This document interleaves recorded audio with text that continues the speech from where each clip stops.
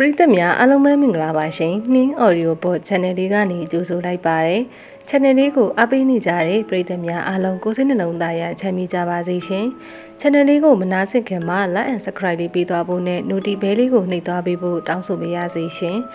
ဒီတစ်ခါတင်ဆက်ပေးမယ့်အကြောင်းအရာလေးကတော့တာတီရဲ့တစီမျိုးလုံးဆိုတဲ့စာအုပ်ထဲကမှဆရာမင်းခံရေးသားထားတဲ့ညာစိမ်းတော်နာကမင်းကလေးဆိုတဲ့ခေါင်းစဉ်လေးကိုတင်ဆက်ပေးကြပါတယ်ကျွန်တော်ကရန်ကုန်မှာအငှားကတက်စီမောင်းပါရဲ့ဆရာတိုက်ဆိုင်လိုက်တာဆရာကလည်းတက်စီသမားတွေရဲ့တွေ့ကြုံရဆိုင်နေရတဲ့ပရလောကနဲ့ပတ်သက်တဲ့တစေတရေတွေအဖြစ်အပျက်တွေကိုမဂဇင်းမှာပြန်ဖော်ထုတ်ရေးနေတဲ့သူမလားဆရာဝတ္ထုတွေကိုလည်းကျွန်တော်ဖတ်ပူးပါတယ်ကျွန်တော်လားကြုံမှုတာပေါ့ဆရာအခုလိုမမျှော်လင့်ပဲဆရာနဲ့ဒီဆန်တော်ရှင်မှာအမှတ်မထင်လားကြုံတော့ကျွန်တော်ဖြစ်လေးပြောပြလို့ရတာပေါ့ကျွန်တော်ကဟိန်ထက်ကြုံပါဆရာရန်ကုန်မြောက်ကလာပါရမီဘက်မှာနေပါတယ်အခုဒီဒေးစုမှာဆန်တော်ရှင်ကိုကျွန်တော်ကတစ်လကိုအနည်းဆုံး2ခေါက်ဒါမှမဟုတ်တစ်ခေါက်တော့လာပူးပြီးအတိတ်ထံပွဲတွေလူတရက်ပတိစိတ်မေတ္တာပို့ပါတယ်ကျွန်တော်ကိုယ်ခွဲတဲ့ဆရာတော်ကြီးကိုလည်းလှူပွဲဝတ္ထုလေးပါလေးကပ်ပေါ်လေးကျွန်တော်ကားဆွဲလို့အဆင်ပြေတာနဲ့ဒီဘုရားကိုလာတာပဲဒီဆန်တော်ရှင်စီကဆူတောင်းနေပြီတကူလေးကြီးတယ်ဆရာရဲ့ကျွန်တော်ကတော့ယုံကြည်တယ်အခုကျွန်တော်ပြပြမဲ့အဖြစ်ပြက်လေးကမနေ့ကဟိုတစ်ပတ်ကဒီဆန်တော်ရှင်မှာပဲကြုံတွေ့ခဲ့ရတဲ့အဖြစ်ဆရာရဲ့ကျွန်တော်ပြောပြပါမယ်ဆရာခုနကပြောခဲ့သလိုပဲကျွန်တော်ကဒီတောင်နဲ့ပထန်းဆက်ရှိတော့တစ်လအနည်းဆုံးတစ်ချိန်ရောက်တယ်အဲ့ဒီနေ့ကလည်းခုနပြောသလိုကျွန်တော်ကမနက်9နာရီလောက်ကတည်းကတောင်ပေါ်ရောက်နေတာတောင်ကြီးမှာလက်ဖက်ရည်တောက်ပြီးတောင်ပေါ်တက်ပွဲလူပြီးပတိစိတ်ညနေကျတော့ဆရာတော်ကျောင်းကိုပြန်ဖို့နှုတ်ဆက်ပြီး6နာရီလောက်မှပြန်ဖို့ကားစီလာတော့ကျွန်တော်ကားပြီးနားမှာမင်းကလေးတယောက်ရက်နေတာတွေ့ရတယ်မဟုတ်ဘူးထဲမှာကျွန်တော်ကားအပြင်တခြားကိုပိုင်ကား3လေးစီးလေးရထားတော့ကျွန်တော်ကအမှုမဲ့အမှတ်မဲ့ပေါ့လေမင်းကလေးကအတော်လှတယ်ဗျပြောရရင်တော့နှစ်ခါပြန်လှည့်ကြည့်ရတဲ့အလှမျိုးစပင်ကြီးကလည်းကောင်းလိုက်တာခါးလေလောက်ထိဖြောင့်စင်းနေတာသူလည်းဖျားလာဘူးတဲ့မင်းကလေးပဲပေါ့လေတော့ဆိုတော့ညနေ6နာရီဆိုတာမောင်ကြီးတန်းလာပြီလေတောရိပ်တောင်ကြီးကနေအောင်အကြမြန်တာကိုကျွန်တော်တကားကိုဖွင့်လိုက်တော့အဲ့ဒီမင်းကလေးကကျွန်တော်ကိုလှမ်းကြည့်ပြီးအကိုရန်ကုန်ပြန်มาမှုလားယင်ဟုတ်ကျွန်တော်ရန်ကုန်ပြန်มาပါနည်းနည်းတော့ကြနေပြီတခုအကူညီတောင်းချင်လို့ရှင်ကျမကအဖော်ရင်းနဲ့꿰သားပြီးသူတို့ကားလည်းမတွေ့တော့ဘူးအဲ့ဒါတစိတ်ကျေးဇူးပြုပြီးအကုတ်ကားနဲ့ကျမလမ်းကြုံလိုက်ခဲ့ပြရစီရှင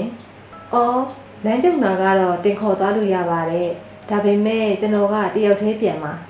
အိုးရပါတယ်ရှင်ကျမအကုတ်ကိုယုံပါတယ်ညီမကထောက်ကျက်နာတီလိုက်မှာပါမှောက်သွားရင်ကျမပြန်ဖို့အရန်ခက်ခဲဖြစ်သွားမှာကိုအကုတ်ကိုညီမယုံပါတယ်အင်းလေလိုက်ခဲ့ပါ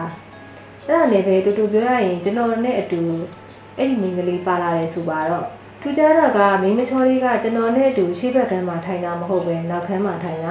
ပိုပြီးထူးခြားတာကကျွန်တော်ကတောင်ချေကထွက်လာတဲ့ကအရင်လိုမဟုတ်ပဲကျွန်တော်ကားထဲမှာသပေပန်းရင်းနှံ့လိုဒဇင်ပန်းနှံ့လိုပန်းရင်းနှံ့လေးတစ်ခုကမွေးပြန့်နေတာပဲကျွန်တော်အံ့ဩပေမဲ့ဘာမှမမေးမိဘူးပကိုးမျိုးဘက်ကိုပြန်မောင်းလာရင်းနဲ့သူကလည်းစကားမပြောကျွန်တော်ကလည်းနှုတ်ဆက်နေပြင်းစရာကြီးမို့ကျွန်တော်ကစကားဆလိုက်တာပေါ့လေညီမကဗမာနေတာလဲရှင်အော်ညီမကအဖော်ရီနဲ့ဖျားလာခူတာဆိုတော့ညီမကရန်ကုန်ကပဲလားမိပြည့်စင်ပြင်နေတာပါဟိုအမှန်ပြောရင်ညီမကမှော်ပြီးညာစိမ်းထောင်နာကရွာလေးတွေရွာမှာနေတာပါထောက်ကျက်တော့ဆိုညီမရွာပြန်လို့ရပြီလေရွာရောက်ရင်သူတို့နဲ့ပြန်တွေ့မှာပါမင်းတို့ရွာပတ်သွားတဲ့ကားရောဒီအချိန်ရှိပါဦးမလားရပါတယ်ထောက်ကျက်ရောက်ရင်ကျမသွားလို့ရပါပြီရှင်ကျမကိုထောက်ကျက်လမ်းဆောင်နာကဟိုပပဝန်းထရင်ဒီနာချပေးခဲ့ပါအော်အင်းအဲ့ဒီမင်းကလေးစကားတန်ကအကွယ်တွင်းနှင်းတန်လေးပြောတာပါဘာကြောင့်မှန်းတော့မသိဘူးကျွန်တော်တကူလုံးစက်သိန်းတွေတစ်ဖြန်းဖြန်းနဲ့အမွှေးနဲ့လေးကလည်းကားထဲမှာပြက်ဝင်နေတာပေါ့ကျွန်တော်ကအဲ့ဒီမင်းကလေးအရန်ချောလာတာပဲသတိပြုမိပြီးပြောရရင်စိတ်ထဲမှာမယုံမသားရုံမှာပတ်သက်တဲ့စိတ်မျိုးတော့မရှိပါဘူးဒါပေမဲ့ထူးဆန်းတာနဲ့တော့စိတ်ထဲမကြခဏတွေးမိတယ်ကျွန်တော်စိတ်ထဲမှာလည်းသူကတကယ်လူသားအစ်စ်လားတိုင်တန်းရှင်များလားပေါ့လေအဲ့ဒါလိုလေတွေးမိပါတယ်အချိန်ကမှောင်နေပြီရန်ကုန်နဲ့ပဲခူးကလည်းတကယ်မောင်းမယ်ဆိုတနားခွဲလောက်နေပါကြတယ်ညဘက်ဆိုတော့ဟန်ဝေးကားကြီးတွေရဲ့မီးလင်းနဲ့ကားကိုပုံမှန်ပဲတတိထားပြီးမောင်းနေရသေးတယ်တဲခုမြို့နာရောက်တော့ကျွန်တော်ကဘိုက်စားလာတယ်အဲ့ဒါနဲ့ကားနောက်ခန်းမှာငြိမ်နေတဲ့မင်းကလေးကိုမင်းဘိုက်မစားဘူးလားကွာအကိုဘိုက်စားလို့လားစားရင်လည်းအမနာနဲ့တော့စားပါကျမကားပေါ်ကစောင့်နေပြီးပါမယ်စားပါညီမကတော့ညနေစာတိတ်စားလေးမရှိဘူးစားလည်းမစားတတ်ဘူးအကိုဟာကျွန်တော်တယောက်တည်းမင်းကိုထားခဲ့ပြီးစားရမှာအာနာစရာကြီးရပါတယ်အိမ်ရောက်မှပဲစားတော့မယ်ရပါတယ်ရှင် ကျမကိုအားမနာပါနဲ့မစားတော့ပါဘူးကျွန်တော်လိုပဲမင်းရောစားနေသလားလို့မေးကြည့်တာပါမစားတော့ဘူးသူကလည်းမစားဘူးဆိုတော့ကျွန်တော်လည်းစားတဲ့စိတ်ကိုဖျောက်ပြီးကားကိုပဲဖိပြီးအာယုံဆိုင်မောင်းလာခဲ့တယ်ဖေကူကိုလွန်လာပြီးထောက်ကျက်လမ်းဆောင်ကိုရောက်တော့မယ်အဲ့ဒီမင်းကလေးကထောက်ကျက်လမ်းဆောင်အလုံးကပုပ်ပါကျောင်းရှိမှဆင်းမှဆိုတော့အဲ့ဒီမင်းကလေးကိုချပေးပြီးကျုပ်ကမြောက်ကလာမှနေတာဆိုတော့နောက်ထပ်9ရွက်ဆိုကျုပ်အိမ်ကိုရောက်ပြီးအိမ်ကျမှပဲနားတော့မယ်လို့စိတ်ကူးပြီးသားအဓိကခရီးကြုံကားကြုံလိုက်လာတဲ့အဲ့ဒီမင်းကလေးကိုသူ့သွားလို့ရဘေးကင်းရနေရအထိပို့ပေးရင်ကျုပ်တောင်းကြည့်ပြီလေကျုပ်ကတော့ထောက်ကျက်လမ်းဆောင်ကိုကြော်လာတော့ကျုပ်ကဘယ်နားရပေးရမလဲညီမအော်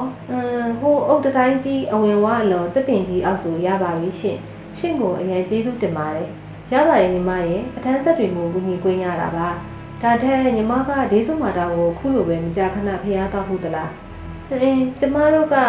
ညီမ9ယောက်ပါအမြဲတမ်းတော့သွားမခူးပါဘူးအခုလိုလာပြီးလာငယ်နေတယ်ဆိုရင်တော့တောက်ခုကြပါတယ်တခါတည်းရဲ့တညလုံးခူးတာပေါ့လေအခုညီမရဲ့အမတွေကစိတ်ဆိုးပြီးထားခဲ့လို့ညီမကြံခဲ့တာတော်သေးတာပေါ့အကိုနဲ့တွေ့လို့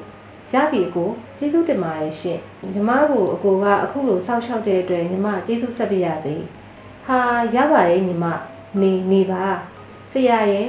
ဘလောက်အံ့ဩဖို့ကောင်းတယ်လဲသိလားကျုပ်လည်းသူညွန်ပြတဲ့တစ်ပင်ကြီးရှိရာလမ်းဆောင်နဘေးကားကိုအရက်အဲ့ဒီမိန်းကလေးကကားနောက်ခံတကားကိုဖွင့်ဆင်းပြီးအစင်းမှာသူမရဲ့လက်တကြွယ်လက်မှာဝတ်ထားတဲ့လက်စုပ်ကလေးကျုပ်ကိုလှမ်းပေးတယ်ကျုပ်ကမယူဘူးအတန်တန်ငင်းမိမဲ့ယူပါညီမကျေးဇူးဆက်တာပါလို့ပြောပြီးလက်စုပ်ကလေးကိုအတင်းပေးပြီးမိမချော်လေးကအဲ့ဒီပုပ်ပါချောင်းကြီးပဲလှည့်ပြီးလှမ်းထွက်သွားတာဗျ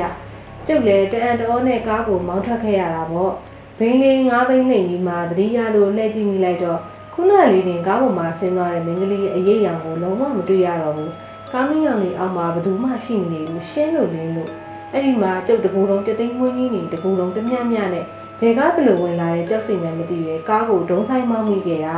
မြောက်ကလာလမ်းဆောင်ကိုဘလို့ရောက်လာမှန်းတော့မသိလိုက်ဘူးတွေးတိုင်းအခုထိတသိန်းထတော့ဗျမင်းကလေးပေးတဲ့လက်စွပ်ကဒီညာလက်စွပ်လေးပေါ့တေချာတာကအဲ့ဒီညကကျုပ်ကားနဲ့တင်ခေါ်လာမိတဲ့မင်းကလေးကတက်ရှိတင်စားလူစစ်စစ်မဖြစ်နိုင်ဘူးဆရာရုံးနေနဲ့အောက်ပုံသားလည်းမဖြစ်နိုင်ဘူးသူ့ရုပ်တင်ကချောမောလှပပြီးဆရာကိုဝန်ခံခဲ့တယ်လို့ပဲသူကားပေါ်ဆလိုက်လာတဲ့ကတကားလုံးမွေးပြန့်နေတာလေဒီထက်ပိုပြီးထူးခြားဆန်းကျင်နေတာကအဲ့ဒီမင်းကလေးပေးခဲ့တဲ့ညာလက်စွပ်လေးရပြီးကျုပ်လက်မှာဝတ်ထားမိကလေးကကျုပ်တစီကားကအားရတယ်မရှိတော့ပဲဒီနေ့ဒီအော်ဒါတွေပါစင်ဂျာတွေအမြဲရပြီးငွေကြေးပြည့်စုံလာလို့ဘာသာရေးကိစ္စတွေအလူတန်းတွေပို့ပြီးလူတန်းလာနိုင်တာလက်တွေ့ပဲနောက်ပြီးဒီထက်စမ်းကြတာကကျုပ်ကားကိုငှားစီးမှုတဲ့ခီးတဲ့တိုင်းစီးပြီးသားရင်ကျုပ်ကားကစပယ်ပန်းတန်လေးတွေအမြဲမှုနေတယ်လို့ပြောသွားတာပဲဆရာအဲ့ဒါစီးသူတိုင်းပြောတာဒီနေ့ထိပဲဟာဆရာကလည်းဗျာအမှတ်မထင်ဆုံးခဲ့ရပါတယ်ဆိုမှအဲ့ဒီမိန်းကလေးနမီကိုဘယ်သိမှလဲဆရာရဲ့နောက်ပြီးအဲ့ဒီတစ်ချိန်မဲဆုံခဲ့ပြီးကျုပ်ကဒီဒေးဆုံမှာကိုရောက်တိုင်းထက်များဆုံရနေနဲ့နှောင်းနေမိတာလဲဒီနေ့အခုဆရာနဲ့စကားပြောနေတဲ့အချိန်ထိပဲဆရာတစ်ချိန်ချိန်တော့ဆရာပြောသလိုဆုံခွင့်ရှိရင်ဆုံရအောင်မှာပေါ့ဆရာရဲ့သူကမော်ဘီဘက်ကမြန်စိမ်းတော်နာကရွာမှာနေတယ်လို့ပြောသွားတာပဲလေဆရာပြောသလိုတိုင်နှန်းရှင်လည်းဖြစ်ရှင်ဖြစ်မှာပေါ့ကျုပ်ယုံပါတယ်ယုံလို့လည်းခုနကဆရာကိုဝန်ခံမိပြီပဲဒီနေ့အထိဆုံမှုဆုံရမျှော်လင့်နေမိသေးတယ်လို့